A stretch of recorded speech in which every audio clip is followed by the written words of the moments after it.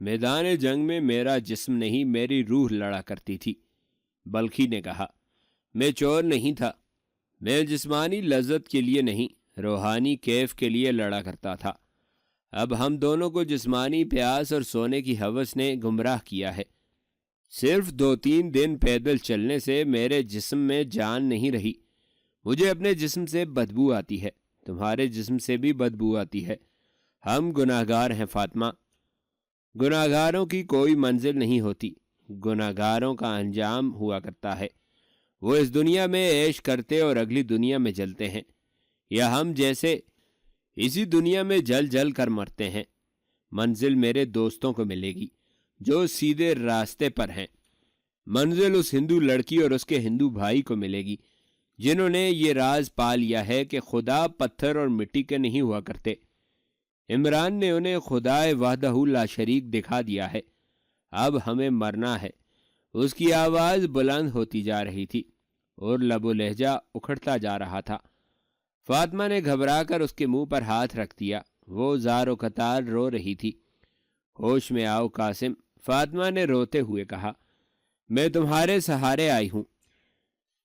مجھے معلوم نہیں تم کیا کہہ رہی ہو، قاسم بلخی نے اپنی زبان میں کہا اور اٹھ کھڑا ہوا۔ کہنے لگا، آؤ، شاید مرنے کے لیے اس سے کوئی بہتر جگہ مل جائے۔ عمران، نظام و ریزی اور رشید چلے جا رہے تھے۔ سفر کے 1.5-2 دن باقی تھے۔ اب راستہ نیچے اتر رہا تھا۔ ان کے گھوڑوں کو راستے میں ایک اور جگہ سے بھی پانی مل گیا تھا، مگر گھوڑوں کی رفتار تیز نہیں ہو سکتی تھی کیونکہ 2 آدمیوں کو ساتھ پیدل چلنا پڑتا تھا۔ دوسری وجہ یہ کہ گھوڑے پہاڑی علاقے میں زیادہ دور تک دوڑنے کے قابل نہیں تھے۔ نظام و ریزی کو بائیں طرف دور نیچے وادی میں 2 گھوڑے کھڑے نظر آئے۔ وہاں کچھ گھاس تھی جو یہ گھوڑے کھا رہے تھے۔ گھوڑوں پر زینیں کسی ہوئی تھیں، کوئی سوار نہیں نظر آ رہے تھے۔ نظام و ریزی نے عمران سے کہا، تم نے کہا تھا کہ کوئی گھوڑا مل جائے تو تم اس کے سوار کو قتل کرنے سے بھی گریز نہیں کرو گے۔ وہ دیکھو 2 گھوڑے۔ اگر میں خواب نہیں دیکھ رہا تو یہ گھوڑے اپنے ہی معلوم ہوتے ہیں۔ عمران نے کہا۔ نیچے اترنے کا راستہ دیکھ کر وہ نیچے اتر گئے۔ قریب جا کر دیکھا، گھوڑے وہی تھے جو قاسم بلخی لے کر بھاگا تھا، مگر وہ کہیں نظر نہیں آ رہا تھا۔ عمران اور نظام و ریزی نے تلواریں نکال لیں۔ خطرہ تھا کہ بلخی مقابلہ کرے گا۔ جگہ ایسی تھی کہ وہ گھاٹ سے اٹھ کر اچانک حملہ کر سکتا تھا۔ تلاش کے باوجود بلخی اور فاطمہ نظر نہ آئے۔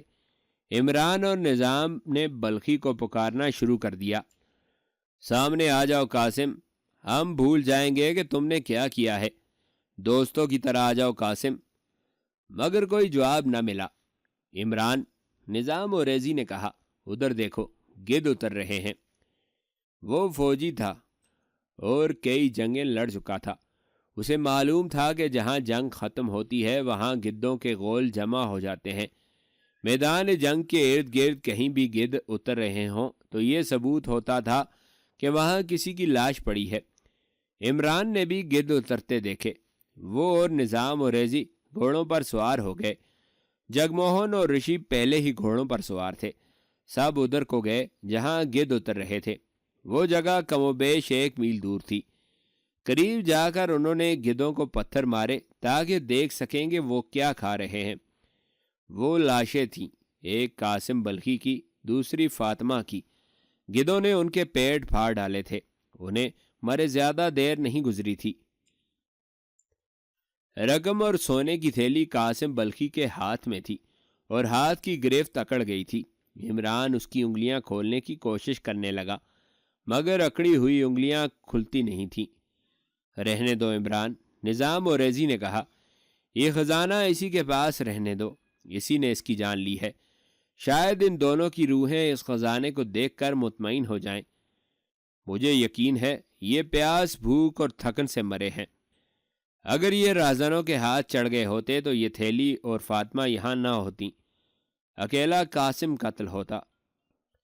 عمران نے کہا، بد نصیب، تھوڑا اور آگے تک جا سکتے، جہاں ان کے گھوڑے کھڑے تھے تو انہیں پانی مل جاتا۔ عبرت حاصل کرو دوستو، اتنی رقم اور اتنا زیادہ سونا انہیں موت سے نہ بچا سکا۔ سونا کھایا نہیں جا سکتا، پیا نہیں جا سکتا، بلکہ یہ ان انسانوں کو کھا جاتا ہے جو اس کی ہوس میں دیوانے ہو جاتے ہیں۔ اس نے رشی سے کہا، دیکھ لو رشی، حسن کا انجام دیکھ لو۔ فاطمہ اس جوانی اور اس کے حسن کے جال میں مجھے پھانسنے کی کوشش کرتی رہی تھی۔ قاسم پھنس گیا۔ فاطمہ کو اپنے حسن پر بڑا ناز تھا۔ رشی جو اب رضیہ بن چکی تھی، اس کے آنسو نکل آئے۔ اب وہ 4 تھے اور ان کے پاس 4 ہی گھوڑے تھے۔ وہ روانہ ہو گئے اور شام کو اس خطے میں داخل ہو گئے جسے اس دور میں لمغان کہتے تھے۔ یہ سرسبز خطہ تھا۔ سلطان محمود غزنوی کو جب اطلاع دی گئی کہ لاہور کے 3 آدمی ایک لڑکی کے ساتھ آئے ہیں، تو وہ جس کام میں مصروف تھا اسے الگ رکھ کر لاہور سے آنے والوں کو بلا لیا۔ اندر عمران اور نظام اور ریزی گئے۔ جبار اور رضیہ کا سلطان کے ساتھ کوئی تعلق نہیں تھا۔ عمران نے سلطان کو اپنی پوری کارگزاری سنائی، بٹھنڈا کے جاسوسوں کا کارنامہ بھی سنایا، اور یہ بھی سنایا کہ وہ ایک ہندو لڑکی کو کس طرح انسانی قربانی سے بچا لایا اور اسے اور اس کے بھائی کو مسلمان کر لایا ہے۔ قاسم بلخی کی واردات اور انجام سن کر سلطان محمود کا چہرہ بجھ گیا۔ قوم میں زر اور زن کی جو ہوس پیدا ہوتی چلی جا رہی ہے، یہ قوم کو تاریخ سے ناپید کر دے گی۔ سلطان محمود نے کہا، انہی 2 چیزوں نے ہمیں خانہ جنگی میں الجھا رکھا ہے۔ کیا تم یقین سے کہہ رہے ہو کہ راجہ جے پال غزنی پر ضرور حملہ کرے گا؟ پورے یقین کے ساتھ، عمران نے جواب دیا۔ اس کی رسد تباہ ہو گئی، لیکن وہاں رسد اور سامان کی کمی نہیں۔ راجہ جے پال اب تک یہ کمی پوری کر چکا ہوگا۔ تمہارے دوسرے ساتھی وہاں کیا کر رہے ہیں؟ سلطان محمود نے پوچھا۔ مجھے صحیح اطلاع ملنی چاہیے کہ وہ کتنی فوج لا رہا ہے اور کب آ رہا ہے۔ بٹھنڈا کے آدمیوں کا کارنامہ آپ کو سنا چکا ہوں، عمران نے کہا۔ وہ وہیں کے رہنے والے جوشیلے نوجوان ہیں اور اویس الطیب کی نگرانی میں کام کر رہے ہیں۔ اویس ادھر کا رہنے والا ہے اور بٹھنڈا کی ایک مسجد میں امام بنا ہوا ہے۔ راجہ جے پال نے جو ہی کوچ کیا، اویس اطلاع بھیج دے گا۔ سلطان نے صد احترام نظام اوریزی نے کہا، آپ کسی کے انتظار میں بیٹھے نہ رہیں، تیاری اور پیش بندی ابھی سے کر لیں۔ راجہ جے پال کی باتیں میرے ساتھ بھی ہوئی ہیں اور میری موجودگی میں وہ اپنے سالاروں اور سپہ سالار کے ساتھ جو باتیں کرتا رہا ہے وہ بھی میں نے غور سے سنی ہیں۔ اب کہ یہ راجہ شکست کھانے نہیں آئے گا، ہم اتنی فوج کبھی اکٹھی نہیں کر سکتے جتنی وہ لائے گا۔ مقابلہ 6 اور 1 کا ہوگا۔ ہمیں یہ جنگ بھی گھات اور شبخون کے طریقے سے لڑنی پڑے گی۔ جے پال اس خوش فہمی میں مبتلا ہے کہ سلطان سبکتگین کی وفات کے بعد غزنی میں کوئی قابل فوجی قائد نہیں رہا۔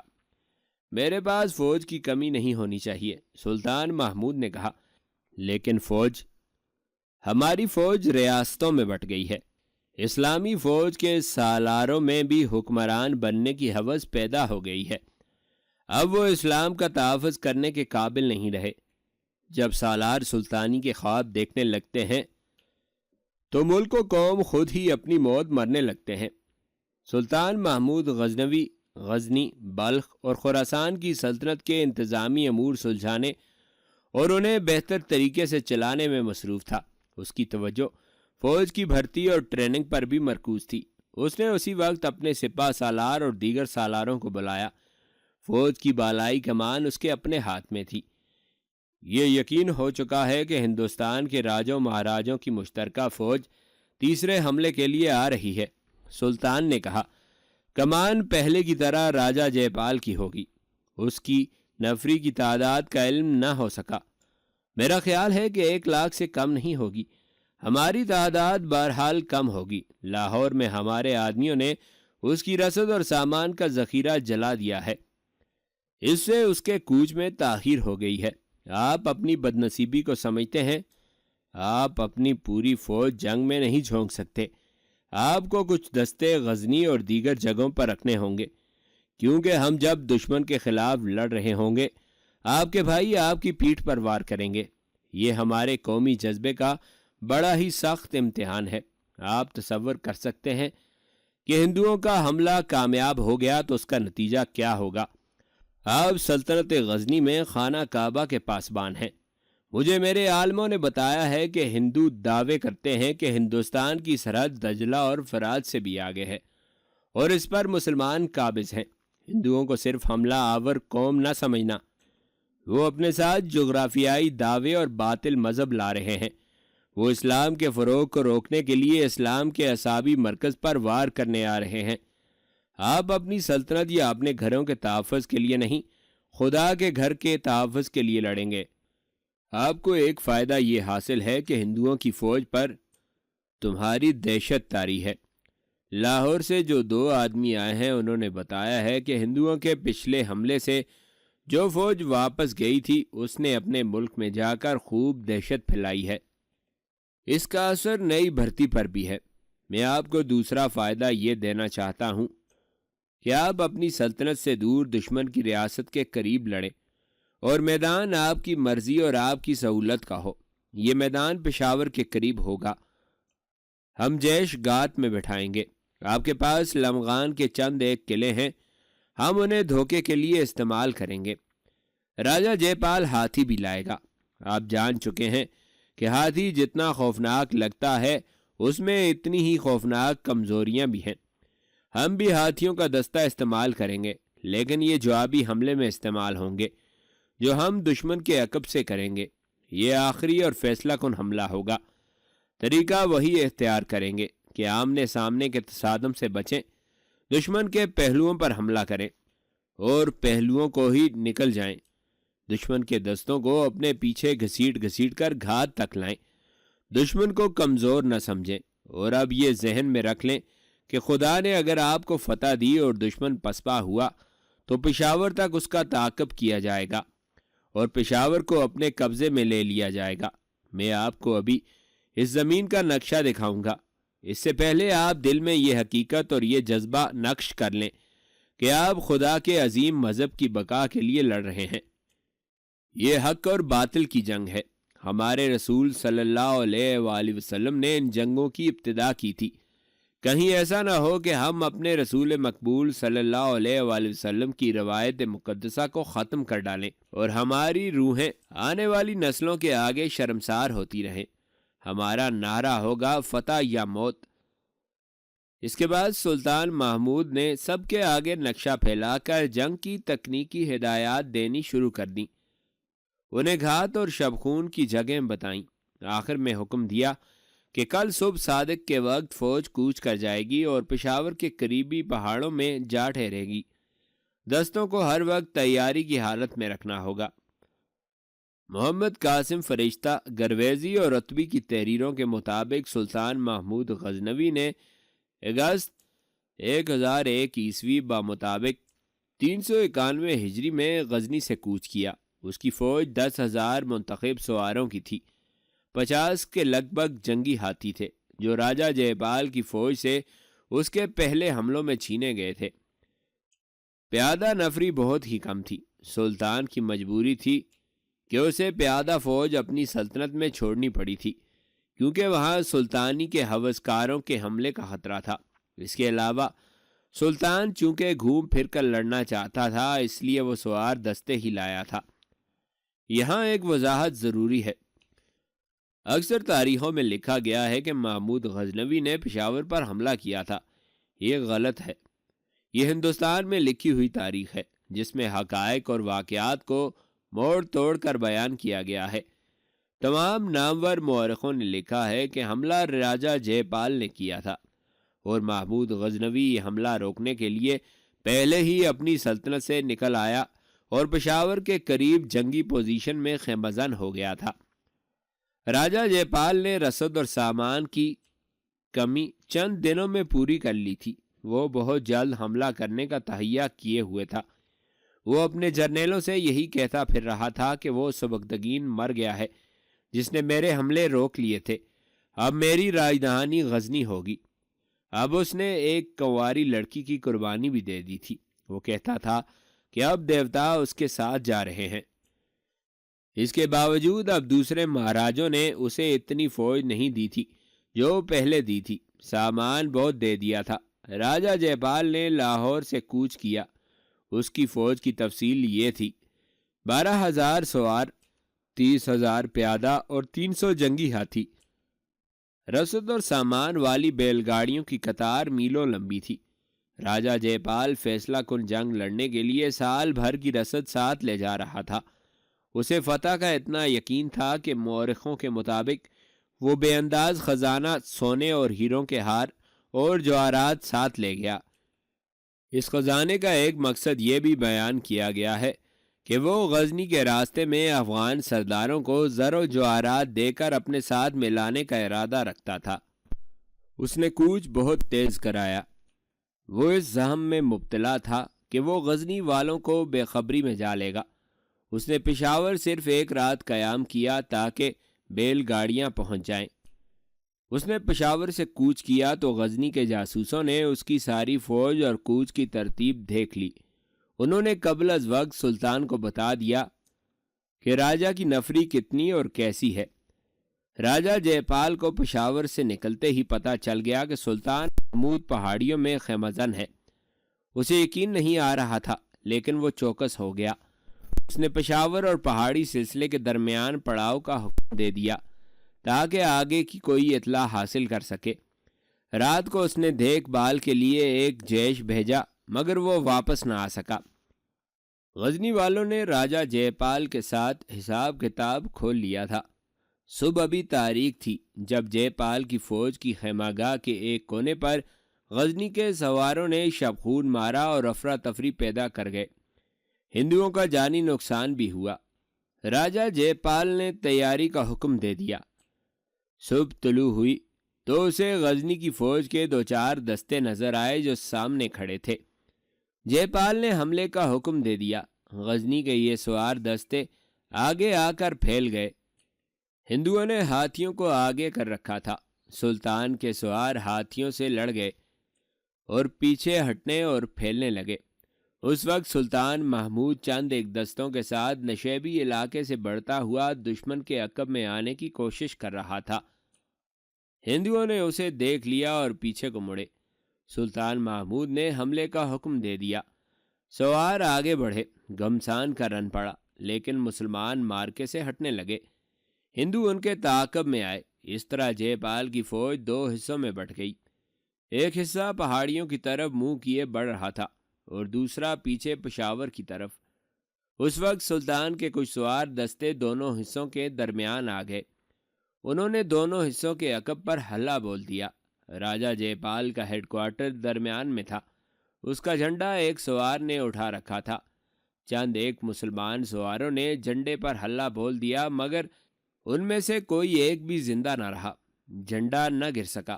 دوپہر تک میدان جنگ کی صورت یہ ہو گئی کہ راجہ جے پال کی فوج جو 2 حصوں میں کٹ چکی تھی بکھر گئی۔ راجہ جے پال آگے بڑھنے کی کوشش کر رہا تھا۔ اس کا ارادہ یہ تھا کہ چونکہ سلطان محمود یہیں ہے، اس لیے وہ آگے بڑھ جائے اور غزنی پر جا دھمکے۔ اس کوشش میں راجہ کے جیش مسلمانوں کی گھات میں آنے لگے۔ ان پر تیروں کی بوچھاڑیں پڑیں اور وہ گرتے چلے گئے۔ سلطان محمود کے سوار گھوم پھر کر لڑنے لگے۔ 10,000 سواروں کا مقابلہ 12,000 سواروں اور 30,000 پیادہ سے تھا۔ مسلمانوں کا جانی نقصان خاصا ہو رہا تھا، مگر شہیدوں کا لہو رائے گاں نہیں جا رہا تھا۔ راجہ جے پال کی یہ کوشش بری طرح ناکام ہو رہی تھی کہ مسلمان کہیں جم کر لڑیں۔ وہ جم کر لڑنے کے لیے آیا تھا۔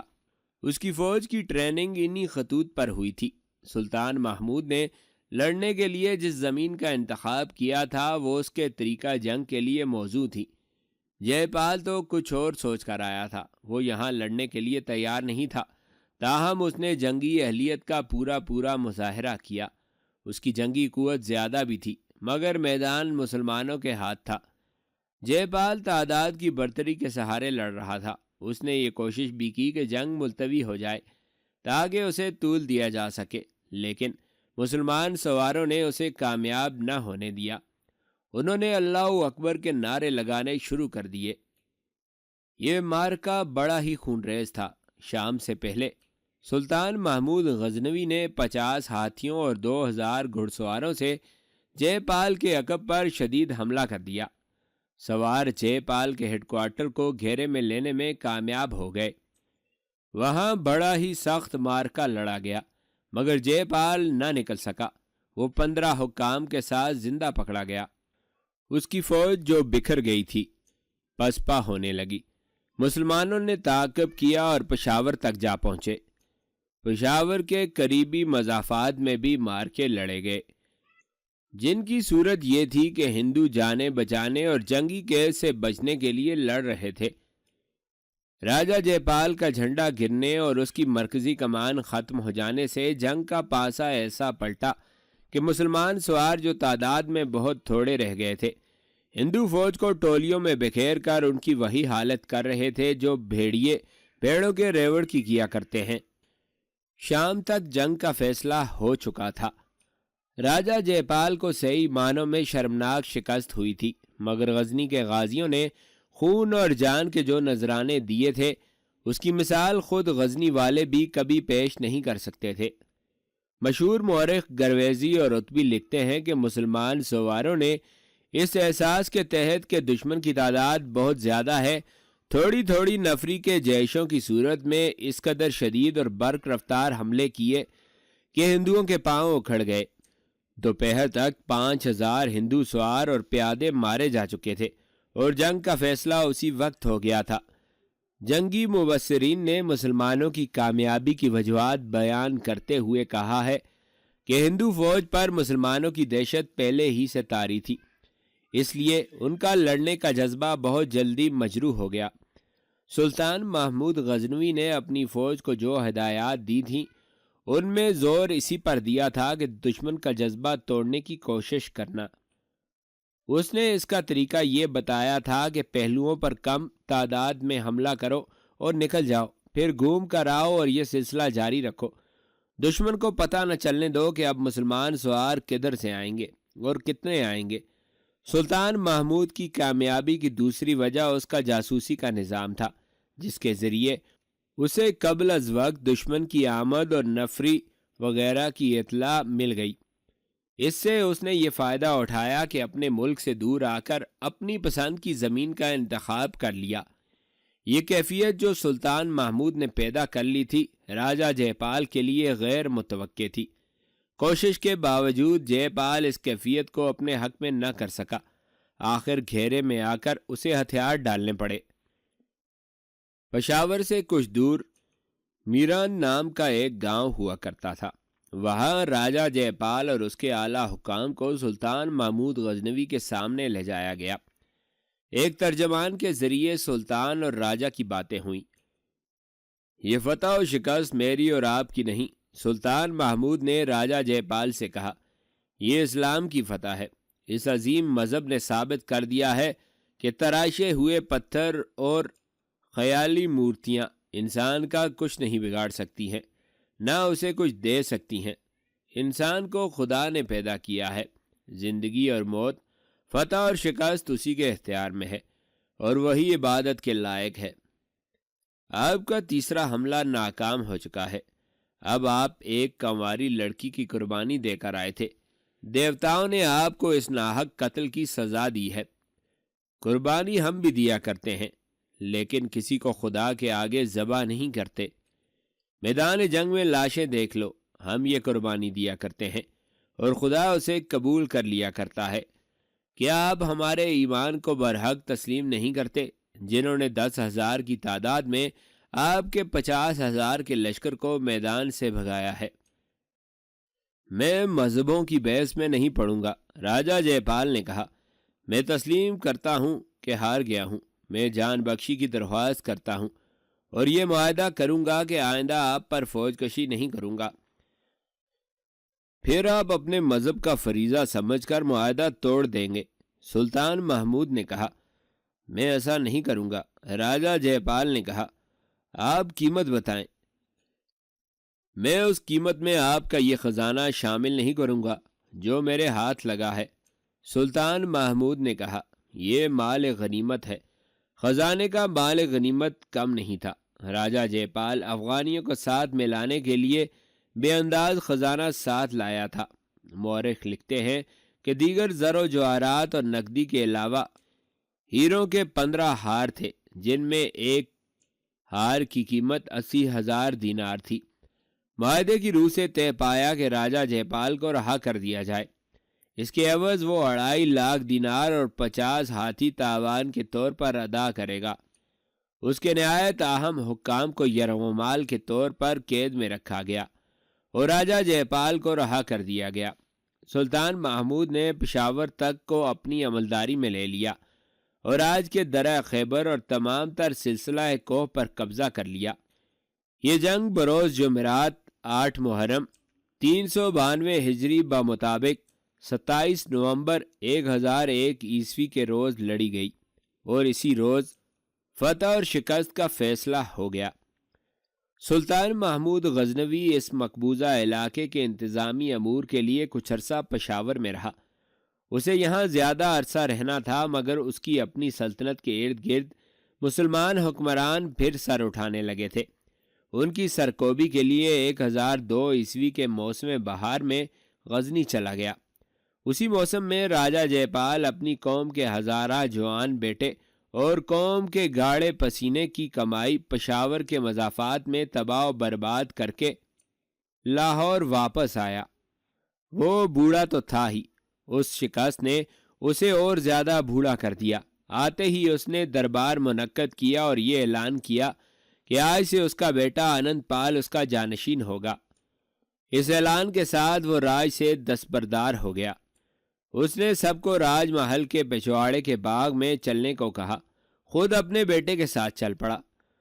تم جیسے بہتر سمجھو گے ویسے راج کرنا، اس نے اپنے بیٹے آنند پال سے کہا، لیکن یہ میری وصیت ہے کہ غزنی پر حملے کے لیے نہ جانا۔ ہماری فوج مسلمانوں کے خلاف نہیں لڑ سکتی۔ ان کی فوج کی چالیں نہایت اچھی ہیں، لیکن ان کی اصل قوت ان کا جذبہ ہے اور جوش و خروش ہے، جو ہماری فوج میں کوشش کے باوجود پیدا نہیں ہو سکا۔ محمود کو 2.5 لاکھ دینار کی مالیت کا سونا بھیج دینا، ورنہ وہ تم پر حملہ کرے گا اور تمہاری فوج کا وہی حشر ہوگا جو تم پشاور میں دیکھ آئے ہو۔ وہ جب پچھواڑے کے باغ میں پہنچے تو سب دیکھ کر حیران رہ گئے۔ وہاں چتا بنی ہوئی تھی۔ لکڑیوں کا یہ چوکور انبار کسی مرے ہوئے کی لاش کو جلانے کے لیے لگایا گیا تھا، مگر راج محل میں کوئی بھی نہیں مرا تھا۔ چتا پر تیل انڈیل دیا گیا تھا اور ایک آدمی جلتی مشل اٹھائے کھڑا تھا۔ راجہ جے پال کسی سے کوئی اور بات کیے بغیر تیزی سے آگے بڑھا اور چتا پر کھڑا ہو گیا۔ اس نے مشل کی طرف ہاتھ بڑھایا، چوبدار نے مشل اسے دے دی۔ راجہ نے تیل میں بھیگی ہوئی لکڑیوں پر مشل کا شعلہ رکھ کر آگ لگا دی۔ اس کا بیٹا اس کی طرف دوڑا، لیکن شعلے اتنے اونچے اور اتنے ہیبت ناک ہو گئے تھے کہ کوئی قریب نہ جا سکا۔ راجہ جے پال نے اپنے آپ کو نہایت خاموشی سے جلا ڈالا۔ تمام مورخوں نے لکھا ہے کہ راجہ جے پال نے اپنے بیٹے سے کہا تھا کہ وہ سلطان محمود کو تاوان ادا کر دے اور مسلمانوں کے خلاف جنگ کو دل سے اتار دے، لیکن آنند پال نے، جو سلطان محمود کا ہم عمر تھا، اپنے باپ کی جلتی چتا کے قریب کھڑے ہو کر اعلان کیا، میں غزنی والوں کو 1 پیسہ تاوان ادا نہیں کروں گا، میں باپ کے خون کا انتقام لوں گا۔ ملتان برصغیر کا واحد مقام ہے جو محمد بن قاسم کے دور سے لے کر اس وقت تک مسلمان ریاست رہا جب مغلوں کا سورج غروب ہو گیا تھا۔ 11ویں صدی میں بھی ملتان اسلامی ریاست تھا اور اس کے ارد گرد ہندو ریاستیں تھیں۔ یہ وہ دور تھا جب محمد بن قاسم کے بعد دوسرا مجاہد سلطان محمود غزنوی ہندوؤں سے نبرد آزما تھا۔ اس نے ہندوستان کے سب سے طاقتور راجہ جے پال کا غزنی پر تیسرا حملہ اس بری طرح پسپا کیا تھا کہ اس راجہ نے اپنی راجدھانی میں واپس آ کر خودکشی کر لی تھی۔ محمود غزنوی نے پشاور کے بہت سے علاقے پر قبضہ کر کے پشاور کو اپنے سائے میں لے لیا تھا۔ اس طرح اس نے غزنی اور اپنی تمام تر سلطنت کو محفوظ کر لیا تھا۔